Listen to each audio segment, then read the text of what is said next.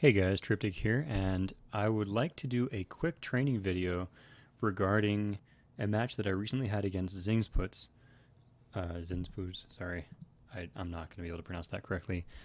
Now, this is after earlier in the season, just so you know, they had attacked us using this strategy twice already, and they were losses on our side.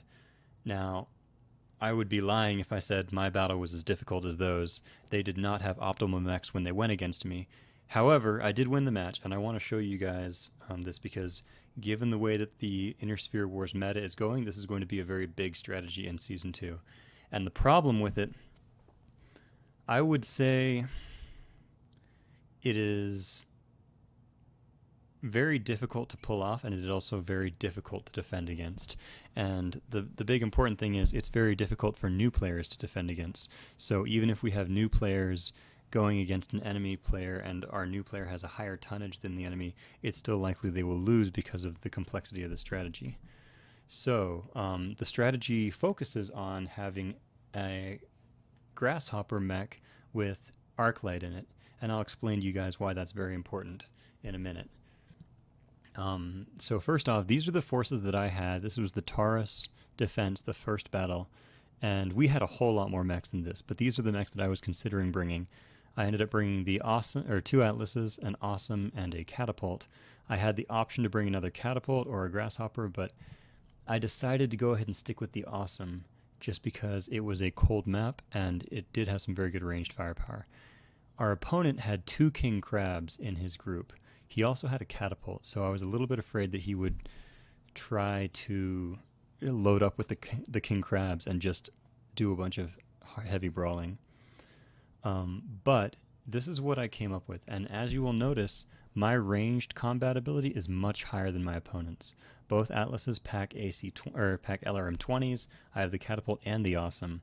So in this matchup, if we engage at long range, I will win. And so it is up to him to come to me and attack, particularly with that jumping grasshopper. I was really surprised he took the Victor, and the Victor is an awful, awful mech, and I'll show how that happens in the game.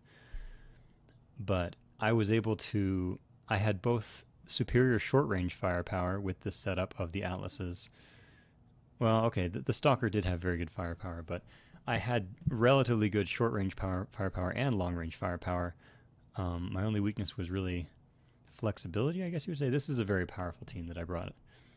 I say if he had brought two king grabs and a catapult and a grasshopper, he would have had equivalent firepower, but I still think I would have had a little bit of an advantage.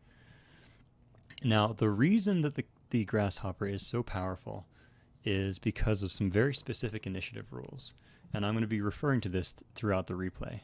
But the important thing to note, these are all the possible outcomes of this game. This is every single turn can possibly be this way. Now, you'll notice that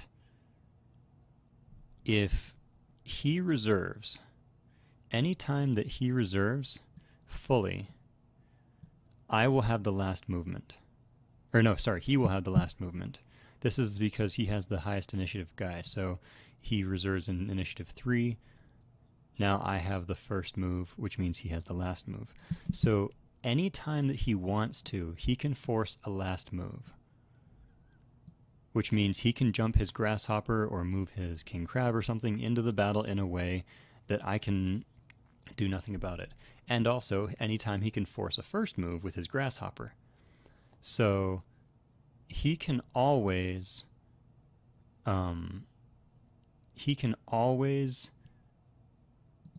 have, anytime he wants to, he can have his grasshopper go both last and first. So he can have his grasshopper jump in and get 2 attacks, and there's nothing I can do about it. However, there's some interesting effects there.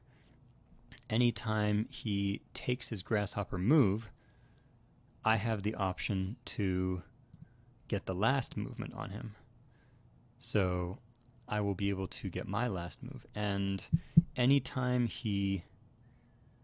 it gets very complicated, but there's also the first assault move. And you will notice that anytime he chooses to reserve, even a single time, I have the option to get the first assault move, which is very nice. So what this would look like is if he moves his grasshopper, and then I move the catapult, Or if he moves the Grasshopper and then I reserve, his assault mech will go first. But in any situation where he doesn't move the Grasshopper as the very first mech, which is dangerous for him because if he moves the Grasshopper first, I can sensor lock it and I can start putting damage on it. Even if he's jumped and reserved, I can still deal damage to him. So anytime he reserves the Grasshopper, even a single time, I have the option to get the first assault move. This is very important because the combination of getting the last move and the first move, basically what I'm saying is I have the advantage in assault mech initiative, while he has his Grasshopper that can do the double move. Anytime he uses his Grasshopper in this fight, I will get a very slight advantage on the front line if I use that advantage very carefully. And I'll be referring, like I say, I'll be going back through this throughout the match. Now let's go take a look.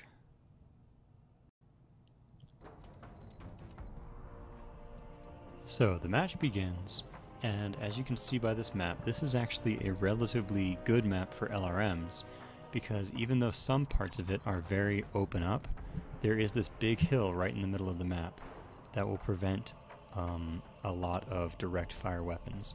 But this is also a very good map for brawlers because they are able to get in here, use these trees, or on his side, the trees and just the side of the hill, to keep themselves safe.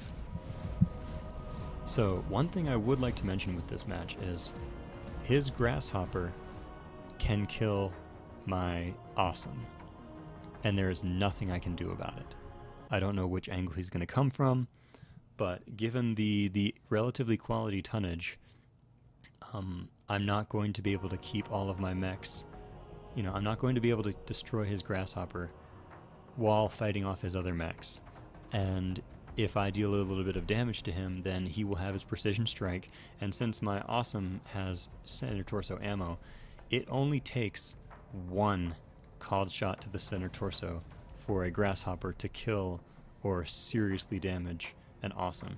And since we've established through my Excel spreadsheet that he does have the ability to force a double move against my Awesome, 2 shots from his Grasshopper, one of them potentially a precision shot, will kill the Awesome, and there is nothing I can do about that. So in this match, I really just want to use the Awesome to force him to engage with his other mechs, because I have a pair of Bulwark Atlases that I can bring to the front line. And I'm relatively confident that my 2 Bulwark Atlases will be able to defeat his frontline mechs. So my goal is, the Awesome is there basically so that he could not have possibly sat back. If he had brought the catapult, he wouldn't have been able to stay back and beat me with missiles. So I am planning to get the Awesome up there onto the trees, but I'm expecting what's going to happen is he's going to bring his Grasshopper, he's going to try to kill my Awesome, and my Awesome's goal is basically just to stay alive as long as possible. It does have Apex on it, which will allow it to get some very nice shots off from time to time, but even with Apex, I'm still going to have to brace sometimes. I would have definitely preferred a Bulwark pilot on that Awesome, but the League rules currently only allow 2 Bulwark pilots, and the Atlases should not be deployed without them. Because even though the Atlas has very high armor, it also has 3 different types of ammunition in it. And you cannot afford to get hit very hard in the Atlas because you will get ammo explosions against you. So as you can see, this early on, he is double reserving his forces down. I'm reserving mine as well. I have my Mockingbird, and there I go ahead and sensor lock just to see what he has there. And he has a Victor that did not brace. I don't know if it sprinted or what the exact combination. Actually, yeah, I guess it did sprint because we had not encountered each other yet. So he's probably going to jump and brace with that, and there won't be too much I can do about it. Now, the reason the Victor is a terrible, terrible mech is because its role as a jump sniper, it's terribly, terribly inappropriate for it. Let's look at, just for example, let's say the Grasshopper. The Grasshopper is a 70-ton mech. It is a heavy mech, and it moves in Initiative Phase 2. With Arclight, it moves in Initiative Phase 3. It has jump jets, it has decent armor, and it has primarily energy weapons. And the energy weapons mean a couple things. One, it does not have a lot of ammo. in it, so it's not going to suffer ammo explosions, which means it's more defensive. And 2, it is good at dealing a large amount of damage in only 1 or 2 turns, and then retreating to cool off for a bit. Now let's consider the Victor. The Victor is the complete opposite on all of this. It has lots of ammunition, so it's easy to blow. It has low armor. Since it's an assault mech with jump jets, the assault mech jump jets are heavier, so it had to pay more tonnage in order to get those jump jets. Its weapons are relatively cool, which means it's good at dealing damage consistently, like attacking every turn. But it's a jump mech, it's not supposed to be attacking every turn. And furthermore, since it is a assault mech with initiative 1, it doesn't get to double move anybody, which is the entire point of a jump strategy. So I think the only pilot who could possibly be viable in a Victor would have to be Arclight, because, you know, she has the relatively low gunnery, but that's okay because you're shooting at short range, but she would allow you to work in initiative phase 2, which would allow you to at least double something. However, in this particular case, he has brought Ozone. Ozone is a bulwark pilot, to my surprise, which the Victor is not really going to be holding still and bulwarking, but at least he has that option now. And as he advances his other mechs in a moment, you're going to see he's chosen to bring Apex on the King Crab, which is a very interesting decision. Because, you know, against a pair of Bulwark Atlases, Apex can multi-target both of them, and both of them, the shots will ignore Bulwark. So it is a very offensive option, and he would really be hoping for a critical hit. He would hope to penetrate my Atlas armor. This will work a whole lot better against mechs like the Catapult, where they have less than 100 ammo in a position, or less than 100 armor in a position that has ammunition, because what he can do is he can hit it, like my previous video, you know, where the Catapult got hit in the arm, and it just immediately rips it off. Or if you hit an ammo location, you can get an ammo explosion. However, the Atlases have more than 100 armor on each of their body parts, which means even if you get a solid AC-20 hit against a location that has ammo, you won't get an immediate ammo explosion. And here you see I actually do decide to go ahead and load some damage, but more importantly some stability damage onto that Victor. It's really the only enemy that I'm going to get a good shot at, but also more importantly, as long as that Victor is there with line of sight to my mechs, he can use missile attacks on me from his Stalker and King Crab, and he doesn't have to spend a turn to sensor lock. So I really do not like that Victor having line of sight, and I want to force a little bit of stability, because if he jumps his full length, he will keep some of that stability damage, and I will eventually get a knockdown on him. And like I said, since the Victor can't really do initiative shenanigans, I'm not too worried. They're shooting at me! Now, with regards to the King Crab, going back to Apex on the King Crab, Apex also has incredibly good gunnery. However, Apex has the extreme disadvantage for assault mechs of having only 2 bars of stability damage before she becomes unstable. So the King Crab without a bulwark pilot in it is not going to be able to go against me. And at this point you see I'm sensor locking to see what he has on his pilots. And we see Wildfire in the Stalker. Now I know that next time he gets an action, he's just going to hold still with Wildfire and get a brace, which is frustrating to me. But I also see he's moved over rough terrain, which is an extremely important moment for me, because I'm confident in my laser, or in my missiles, that I can get a knockdown. Now you see here, because the Grasshopper is for the most part out of the fight right now, he can move it whenever he wants, and that gives him a nice advantage because it allows him to delay his action. Because if right now he is trying to figure out whether he wants to sensor lock me or how he wants to move forward, he gets to move that Grasshopper first and just ignore other things. And I see that he did actually sensor lock me with the Grasshopper, which is very interesting, Commander? because that indicates the Grasshopper is not braced right now. But I do decide that getting some real damage onto that Stalker that is not braced right now is more important. The Stalker is quite a glass cannon, it has a fair amount of ammunition on it, and I think I can get some very effective knockdown. Now, I am afraid of that grasshopper, but you see, I have already accepted that the grasshopper is going to kill my awesome. Target locked. But I've also accepted that while that grasshopper is approaching my awesome, he is not going to be doing anything. He's not going to be contributing to this fight in any meaningful way. So you see, I've gotten so much stability damage onto Wildfire that unless he takes Wildfire as an action and braces right now, I will get a knockdown. So I've basically negated Wildfire's action for this turn, just through that one stability damage burst. And I've also, because that mountain range is so big, that grasshopper isn't really in a good place where it can hit me either. So you see, he does get a bit of damage on me, but it is all brace damage, and I'm really not a fan of the Stalker's long-range weaponry. It has the 2 LRM-10s, it has the large lasers, but I'm still not a fan. And I take a look at that, and I say, you know what? I still have 2 more mechs that can shoot at that Stalker. And I get the first assault mech move, as we've established. In the majority of circumstances, I will get the first assault mech move here. So I decide to go for it at this point. I'm like, you know what? I think I might be able to get a knockdown. And I did get the unsteady. So this is going to come down to whether I can get a good AC-20 shot. And you saw I did jump forward the catapult there and go ahead and unload some of its damage. But more importantly, my Atlases have remained braced this entire time.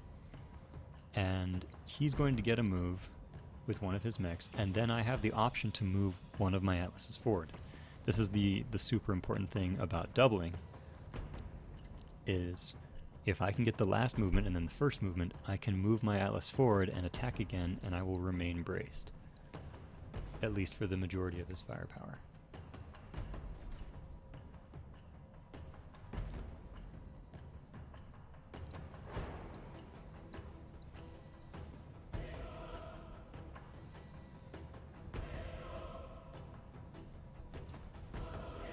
So there, he is moving forward with the other mech, and at this point I confirm that it is a king crab, but it has apex, which means it is very dangerous to me, but simultaneously it is really hard for him to defend. And he is going to split up some shots, I believe. He's actually using the large laser and the missiles since he's not in good range yet. And I can just camp out on these trees all I like, but I really do want to get some damage on these mechs. And I look at these options and I say, oh look, he has the king crab and he did a move without bracing.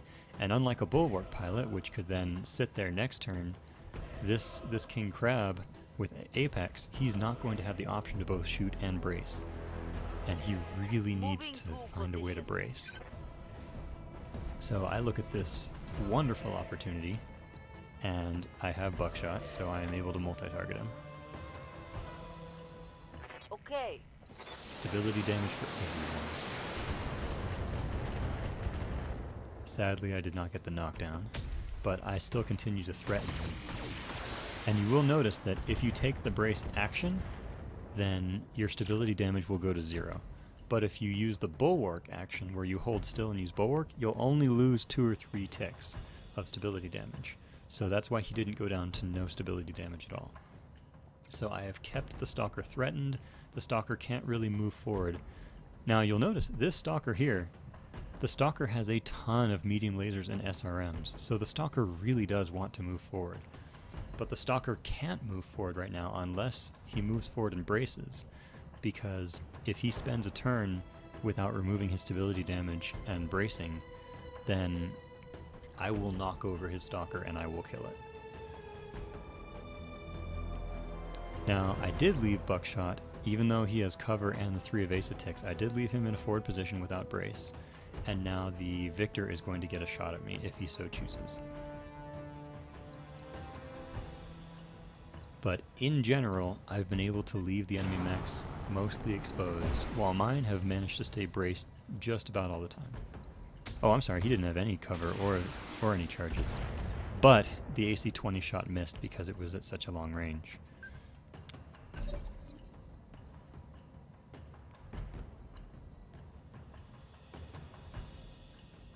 Now at this point, if he did move the grasshopper, then he would immediately be able to move one of, like, if he moved the grasshopper, whether I reserve my catapult or not, he would get the first assault mech move.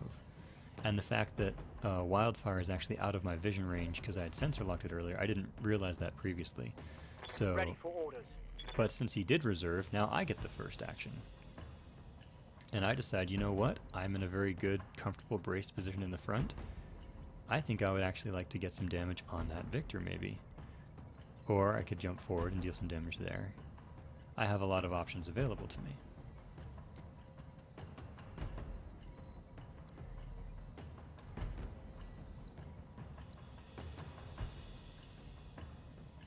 You'll note that I'm seeking out a direct shot, because even if it's very long range, with LRMs, they still have higher accuracy if you shoot directly.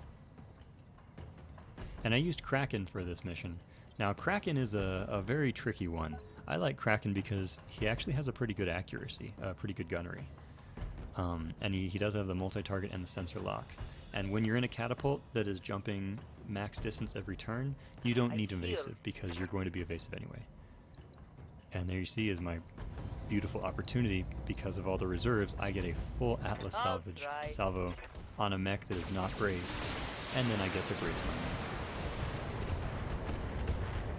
The initiative battle is all in the details.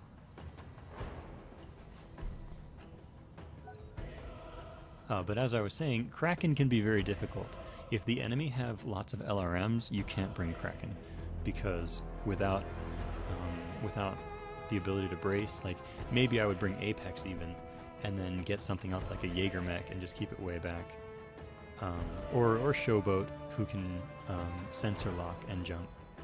Well, sensor lock and has the evasive, which means that just means that you can get away with jumping a shorter distance and still getting 4 evasive pips, which means you produce less heat. So I would still use Kraken actually a lot of the time over Showboat given current meta. And there you see he has abandoned his turn in order to brace, which means he now has no stability damage, but I'm okay with that because that's 2 AC-20s with Apex that didn't get to fire. But yeah, if the enemy has lots of long-range firepower, you have to play a whole lot more carefully with your Kraken catapult, because without the bulwark, he will get hit quite hard. Waiting for orders.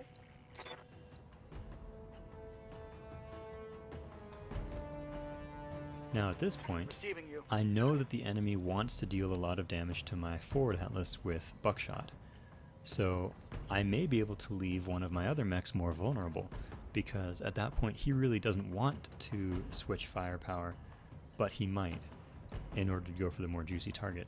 And as long as I'm confident that I'm doing more damage to him than he is doing to me overall, then I can go ahead with it. But I do need to get that catapult out of there because I can't really afford to have the Stalker hit it for a lot of damage.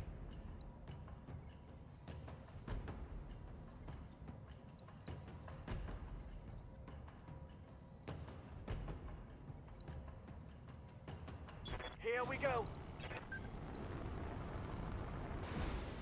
Now at this point I figure I can probably sensor lock that, but in this, because I have no heat, I go ahead and decide to lay some damage on him.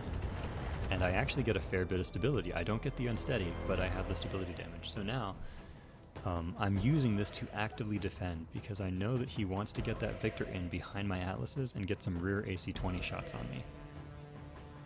So I have to keep the stability damage up on the Victor, so that if he ever does move without bracing, you know, if he ever jumps without bracing to get behind me, then I will be able to respond.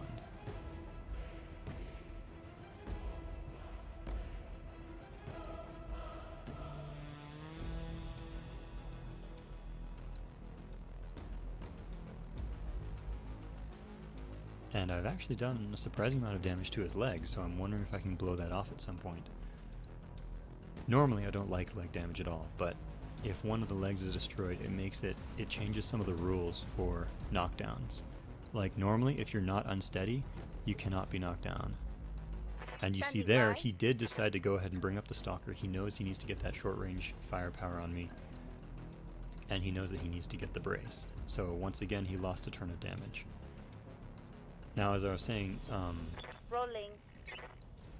oh right, if there's an attack that blows off a leg, you can knock down the enemy, even if they were not unsteady yet. You can take them from below unsteady to death. Weapons are go. And you see there, because he moved that stalker, because he was worried about the stalker taking damage while it was back there, I did manage to get a ton of damage down on the Critical hit, Victor. Commander. And because the Victor is an ammunition-heavy mech, I did get the ammo explosion.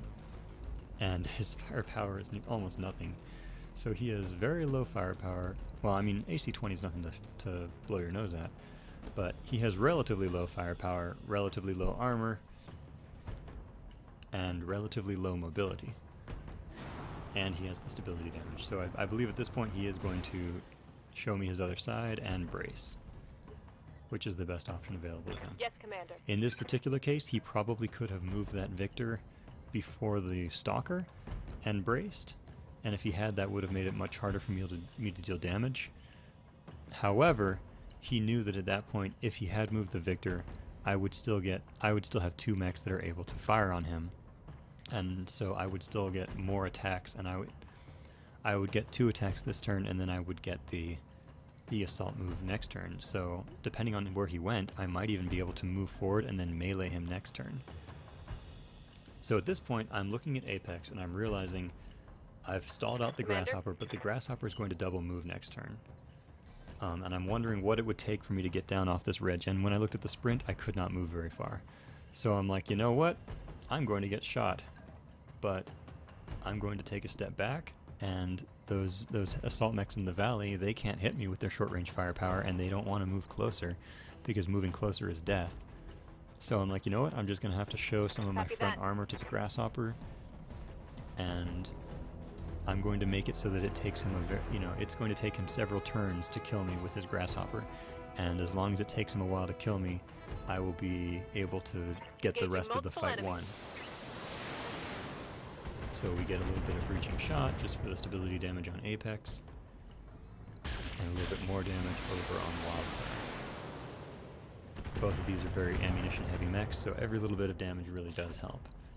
Especially since if I get any of these body parts below 100 armor, then one of my AC-20 shots, if it was against an unguarded target, would be able to cause an ammo explosion immediately. Which is just, there's not much you can do when you're still armored and you can get hit by an AC-20.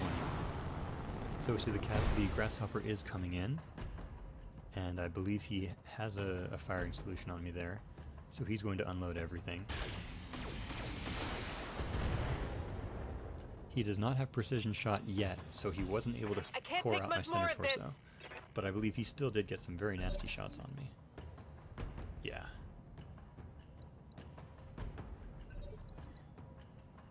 And in this Standing by. case, I believe he probably should have jumped and attacked, but he's going to go ahead and get the reserve again, because he's concerned about me retaliating. Which is fair. If he moved, he wants to jump and get a full attack with that Grasshopper. But Got it. he knows that if he did attack early like that, I would be able to focus fire him with Awaiting all orders. 4 of my mechs, and I would have a good chance to kill him. Now at this point, I really would like to avoid him getting another shot on me like that, but it may not be avoidable. And it is a shame that the trees don't go further down the mountain, because that cover would be certainly nice. But if I get too close to him, he can jump directly behind me and shoot at my rear armor. So I think at the end of the day, all I can do is take just a few steps back, lay some more damage on the mechs in the valley, and wait for him to kill me.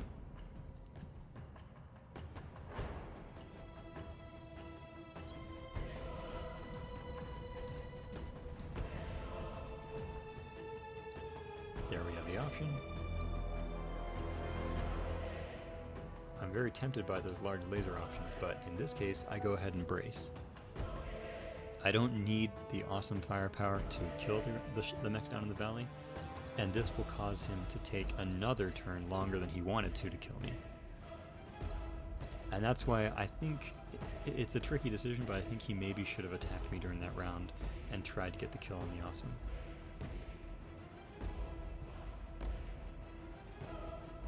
It's because my Lance has so many LRMs that he was afraid of doing that.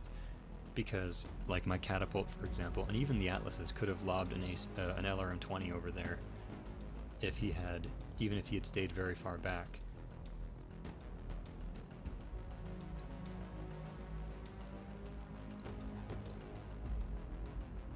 Now, at this point, the Awesome has moved, which means his Grasshopper is able to double move me, and given the distance he has to travel, he could jump once, brace, and then next turn jump and shoot at the rear of my Awesome, which I believe is what he does. And that's part of that value of him saving his action there, is he was waiting to see what I did and going for the option to hit me in the back. And it's nearly impossible to stop him from doing that. All I can do is count on the fact that since he is playing the initiative game to benefit his Grasshopper, I can then have a very slight control advantage on the main battle because I can predict his Grasshopper actions. So he's probably going to wait until the very end, or if I scratch his Grasshopper and lower his initiative pips, then he'll move a bit sooner with the Grasshopper. But what he's going to do is he's going to move the Grasshopper first next turn to hit my Awesome. And he actually got a rare firing solution on me. I did not think he could hit me from there, but he does manage to. And I am very happy I braced, because if I had taken those shots at the King Crab, that would have unsteadied me, as well as done a whole lot more damage. Waiting for orders. So at this point I realize he has successfully flanked me to an extent. If that Victor is able to get in behind me, then he will get a rear shot on me with an AC-20, which could be very bad. But I've decided, you know what, I can go ahead and hold still, or I can brace, or I can sensor lock. And I go ahead and sensor lock there, because at the last moment I realized his Wildfire mech moved and shot. That was why I did that. So now Mockingbird, my Atlas, is braced again, and I got a sensor lock on another Stalker that has moved. And I mentioned about having the first Assault Mech move, but whether I get the first Assault Mech move or not, I do get the Catapult, which is able to move before that Stalker. So I am going to get 3 mech moves against that Stalker before it's able to move again, and he did not brace. So that little bit of temptation, that little bit of damage, is going to cost him quite a lot. And this is why it is valuable to have a second sensor locker. And at this point he realizes I have no ability to threaten his Grasshopper, so he is going to go for the kill as quickly as he can. He's going to get a nice center torso shot on me, even though I'm braced. Still, every bit of damage helps. And you notice he held off on the large laser there. Took a hard hit there. And next turn he's going to get to shoot me from behind. He did not make it through my armor, so he didn't do any structure damage. But that Awesome, it was never going to make it. Receiving you. Now at this point, I'm going to use the Atlas to move forward and hit that Stalker. That's just going to happen. But what I've realized is, if I move the Atlas now, then the King Crab will get a good shot on it. So I have to move it after the King Crab. So I have to delay as long as I possibly can, which is going to be difficult. What? No. However, my Atlas is for the most part untouched at this point.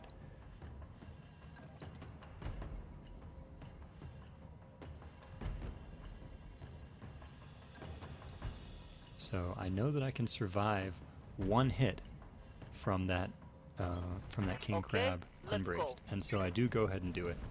This is also because if that King Crab wants to shoot at me with Apex, he's going to have to not be braced next turn, which means I'll be able to retaliate yet again. So I do decide to go ahead and pound all of my damage into there. Get a lot of stability. The Catapult's going to get the knockdown next turn. And while the Atlas is exposed, his firepower is not very concentrated. Now, if that King Crab had had a Bulwark pilot in it, he would be able to shoot me with everything and still be braced, which would be very dangerous for me. But by very gradually forcing him to come to me little by little, and leaving these bulwark atlases in the front, I've been able to, for the most part, keep him at bay. So there's the king crab move, and this is going to hurt.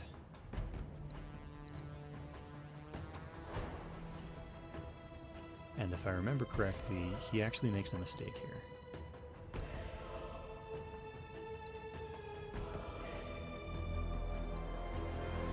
Because, let's see what he does. So he does the double AC 20 on my Atlas, which really hurts. And if those had both hit the same spot, it would have been horrible. That's what he does there. So he actually divided his firepower across my mechs because he thought, oh, well, breaching shot will be helpful and I would remove evasive pips. But in this particular situation, he really should have fired that large laser at the same Atlas. And maybe the other M20, I don't know if it was under minimum range, but he really wanted to do the maximum amount of damage to that exposed Atlas that he could have. Ready for And he lost a bit of that opportunity. He lost 40 damage against it. That would have been very nice. And here we see why I tend to like Kraken better than Showboat. So I know that he's going to jump next turn, so I'm able to walk forward like this, and I'm able to multi-target. I got missiles and lasers, and I saved on heat because I didn't have to jump. Roger. And then next turn I can jump and restore all my evasive pips. So even more damage starts getting loaded on. And he's getting kind of close to an ammo explosion. So for the final move, I did leave my catapult a little bit exposed. You can see I'm constantly cycling exposed mechs because he wants to shoot the Atlas. He really wants to shoot the Atlas. His Grasshopper wants to shoot the Awesome. He's already made his plan for next turn. And because of that, he doesn't have the spare mechs to shoot at the catapult. Now at this point there was a very dangerous game that I was playing, because if next turn he chooses to move his Grasshopper first, he will get to stand up his Stalker and shoot at my exposed Atlas. Like, he would get the first assault mech move. And he's got a long jump. He is going for an AC 20 shot on one of my guys. And he did get a rear shot, and he got a leg shot on it. I'm sitting on And the a fusion knockdown. reactor. So that was a good hit, because you can see that's a pretty long range that he made that shot at, although I am an Atlas without any evasive pips. At this point, Zinz was pretty upset that he didn't get a rear shot.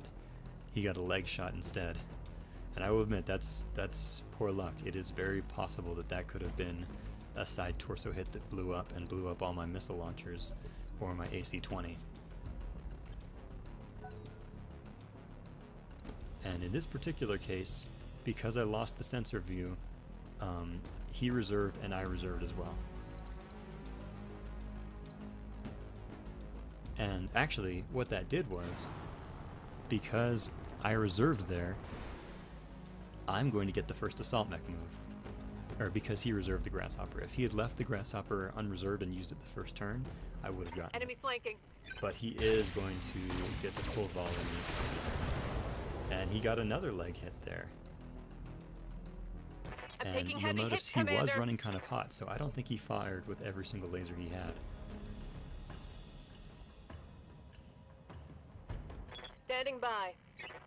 And at that point, I really wanted to melee attack him, Right but here. I'm unable to. But because he didn't procure the first assault mech move, I which he must could have done there. stop He could have, probably if he had just moved the fall Grasshopper down first, again. he would have gotten to move the King Crab first. He would have gotten called shots on my Atlas, and he probably would have killed me there. So remember, the details are very important. But in this case, I realized I could get hit from behind by that Grasshopper, and that's what I'm worried about. But I will get a very nice called shot. And even though he has the exposed side torsos, I'm really considering doing a center torso called shot. Because when you're fighting assault mechs, it is important Engaging. to call it to the center torso. There you go. Because you won't always have that opportunity, and I Enemy did mech get the kill. destroyed.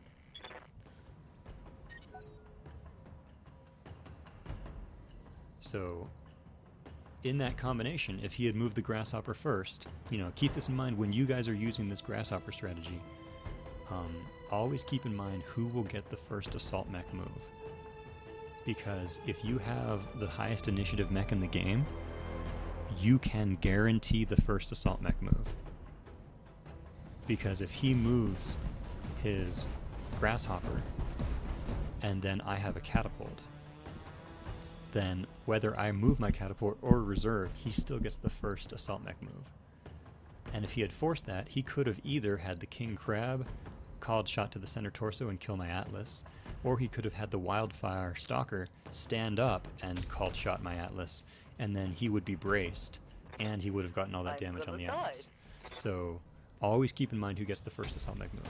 And here we see he does get to use the Atlas ability of breaching shotting both of my, the apex ability of breaching shot both of my Atlas and my awesome. And if I let him do that too many times, it will be very dangerous. But he's once again non-braced, so I'm going to get to unload on him with someone. And the Victor is scaring me very much. I know that he's going to get another rear shot on somebody. Basically every single turn that Victor is alive, he's going to get an AC-20 shot to the rear of one of my mechs. And this bothers me, but I decide at this point, if I let that grasshopper become the last mech in the game, if I get down to one Atlas or two Atlases, and just against that grasshopper, the grasshopper might actually be able to outmaneuver me and kill me, like happened in my match with Shasselbob. So I'm very concerned about what can happen. I have the option to melee, I have the option to hit the king crab, and I look at it and I decide, you know what, I think the king crab might be the best option here. Mockingbird is very undamaged, and even if he gets a rear shot on me, I still have two Atlases. But if I'm able to damage that king crab, I will have basically won the assault mech match. So I go ahead and expose Mockingbird in exchange for some very nice damage.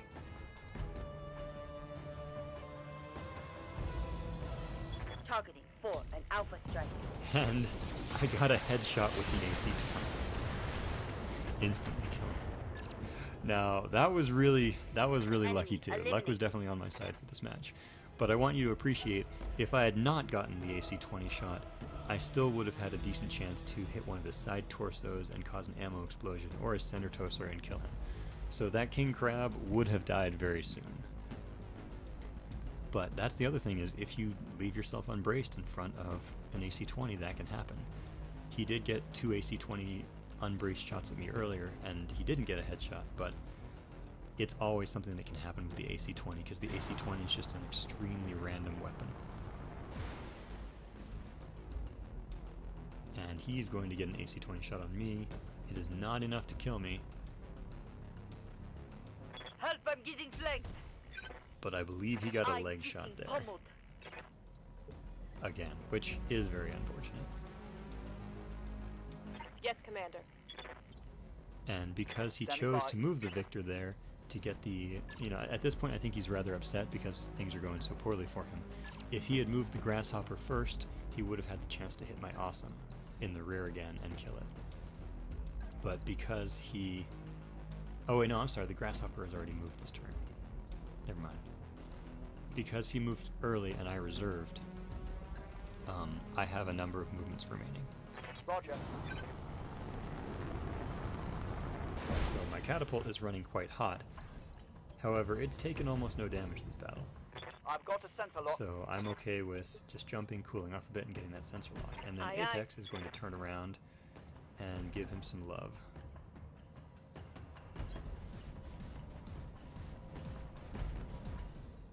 At this point, I don't particularly mind what kind of damage I get. I just need to get any damage at all. Because he's not braced, his evasion is relatively low, and he's just going to keep jumping and bracing from now on. So I just need to get some scratches on him. And I actually got some very nice large laser hits.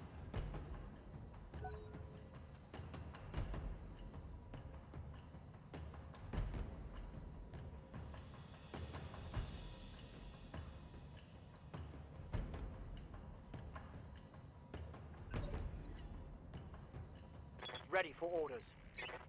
And he actually reserved again because he's so concerned about me getting all 4 of my mechs to attack his grasshopper. At that point, he could have jumped and destroyed the Awesome. On it. But I look at this as an opportunity. I'm going to go ahead and deal whatever I can to him. I'm definitely going to make him unstable. And I decide, you know what, a little bit of heat damage is completely worth it. The catapult's not in danger of dying.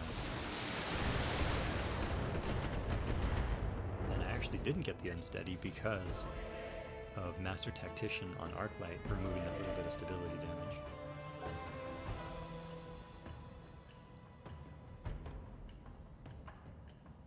Now the other thing I would mention about Arclight is very critical to the strategy because even if Arclight gets knocked over, she will still move before the assaults move. Or even if you use a precision shot. If there was Paradise in that grasshopper, he would be a little bit more dangerous in some situations. However, our initiative battle would be a bit different because we would both have 1 heavy and 3 assaults. It would cause some strange balance issues. And it would mean that if I ever used when my Yes, Fury shot Commander. charges up, if I were to use that on the grasshopper, he would move in the same turn as my assaults, which would have the potential to give me the first attack on him. But by having Arclight in there and making it move in initiative 3, it means that can't happen. Even if I knock him down or use precision strike, it's not going to cause him to fall down into my assault mech levels. At this point, I take a look at this and I realize AC 20 is only 35% chance. Generates a lot of heat, so we're just going to put whatever damage we can wherever we can. Because even if he might get an ammo explosion on my Atlas, but I don't think he's going to kill it at this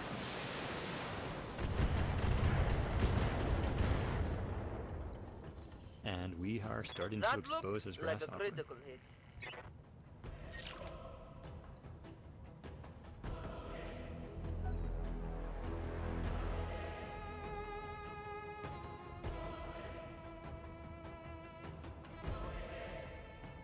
So at this point, he is about to get his precision shot, I'm pretty sure.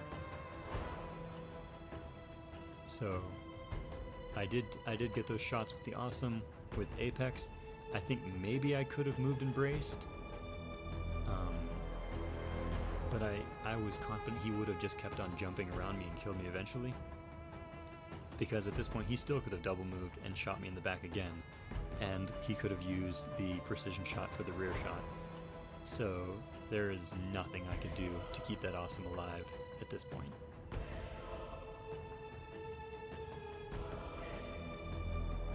Because, like I say, because if he shoots me in the front or the rear,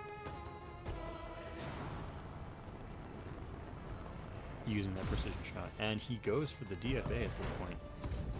Once again, getting a little bit desperate. Reporting And he internal did damage. Hit me. I think he may have destroyed my Atlas's leg, or if it was his own leg he destroyed. But the victor's lack of firepower was it was his own. Reading you.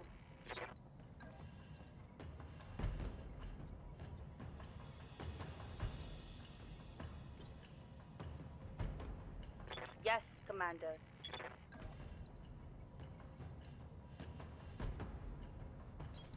Order acknowledged. And at this point, the victor is simply not a threat to me, but the grasshopper is. So we're going to go ahead and hurt it.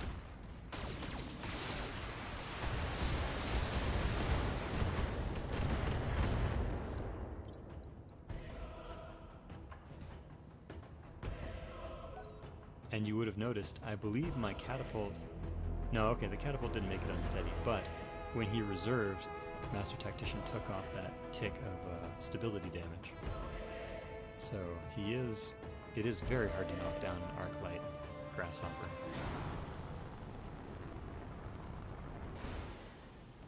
And at that point, I think he has almost broken line of sight with my other mechs, I'm not sure.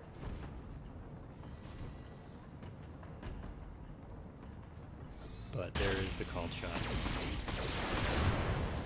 We need Yeah, there was no stopping it. I had accepted that at the very beginning.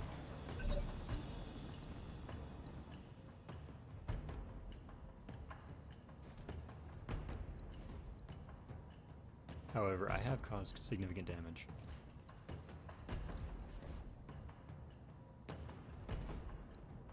So at this point, I think I may just wrap up my commentary and just let you guys watch the rest of the video. He jumps the grasshopper around a little bit, but I still have the numbers advantage, and I have 2 sensor lockers. So he's really not in a good place to avoid my damage. I can just keep hitting him with missiles, and even if he jumps and braces every single turn, I still have the ability to sensor lock him twice and then fire an LRM-20 at him. Or sensor lock LRM-20 and then, you know, LRM-30 from the catapult. So he just doesn't have the firepower remaining. And I have a precision shot, which I can use to increase my accuracy. But the things you should take away from this are having the mech with the highest initiative in the game gives you a nice advantage because it allows you to control the flow of the game. I'm here. However, if you reserve that first mech, you might start to lose some of those advantages. One of the ways around this that I had proposed in our Doctrine channel was to bring 4 assault mechs, because if you bring 4 assault mechs, you are guaranteed to get the first assault mech move in this scenario. Do you guys see that? Because if he moves, you get the first assault mech move. If he reserves, you get the first assault mech move. And that was why I liked having 4 assaults better than I liked having 3 assaults and a heavy. However, I have learned that you might still need that heavy mech for dealing with things. But I do think having Arclight on a Quick Draw A or a Grasshopper is a very effective strategy, because then 3 assaults and a medium, or an initiative 3, does tend to have an advantage over 3 assaults and heavy if you play it in a very specific way.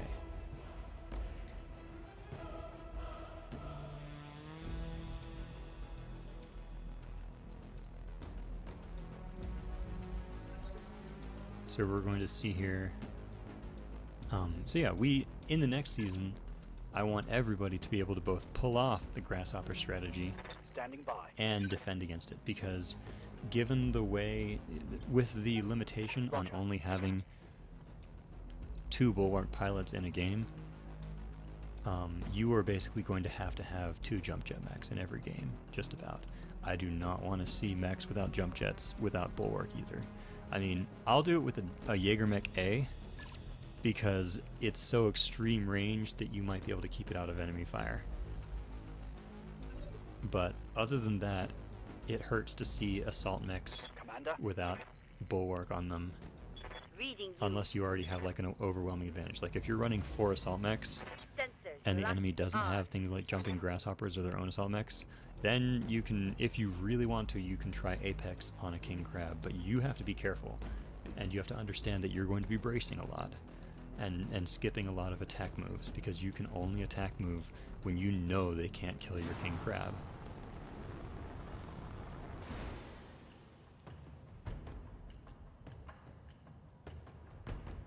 But in the future, we're going to have a lot of these jump jet plays. We're going to be building a lot of quick draw A's, grasshoppers, and also catapults. You'll see I really like the catapult. It's grown on me as my favorite over the trebuchet. Although the trebuchet is another one you can get away with because it's already in initiative 3, and you can, move it around without. You can move it around at such extreme ranges that it's relatively safe. And there we go. Here we go. But we are going to... One thing we did not do very well this season, because all of our mechs were pre-generated, we just sort of slapped our mechs together. In the next season, we are going to be doing a lot more deliberate builds. We're going to use a lot of our originally spawned mechs as garrison mechs, and we're going to buy and build the mechs that we go attack with. And so you'll have a lot more control over what you use, and we're going to have some very specific combinations and specific strategies that we can use on our enemies. And jump meta is going to be a very big part of that. So remember, just be aware the way that you use your light mechs in the battle determines what order the assault mechs move in. And so when you take a light mech move, you also need to be thinking, is this going to let me get the last move or the first move using assault mechs? So for now, I hope you guys have enjoyed. This is Triptych signing off.